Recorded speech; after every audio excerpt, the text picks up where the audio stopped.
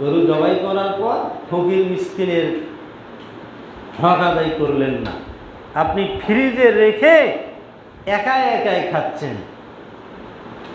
আল্লাহ নবী সাল্লাল্লাহু আলাইহি ওয়াসাল্লাম বলেছেন, কুলু, তোমরা এই কুরবানির গোশত খাও, ওয়াতইমু, তোমরা ফকির মিসকিনকে দাও, ওয়াদাখিরু, আর তোমরা জমা করে রাখো।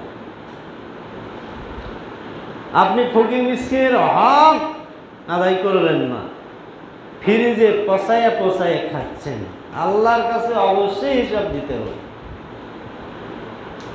আপনি যে কুরবানি দিলেন, আপনার তাকওয়া কেমন, আল্লাহ এটা দেখতে চাচ্ছেন। অনেকে কি করে, হাটে গিয়ে কুরবানি কেনে, কুরবানি কেনার পরে এই কুরবানির সেলফি উঠে ফেসবুকে ছাড়বে, রিয়া এসে গেল। এই কুরবানি আল্লাহর দরবারে কবুল হবে না। আপনি যদি লোক দেখানোর জন্য কুরবানি করেন, এই কুরবানি কবুল হবে না।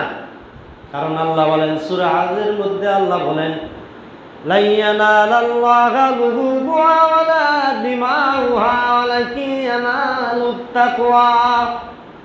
আল্লাহ বলেন, তোমরা যে কুরবানি করো, তোমাদের এই কুরবানির রক্ত মাংস আমার কাছে কিছুই পৌঁছে না, আমার কাছে পৌঁছে শুধু তাকওয়া।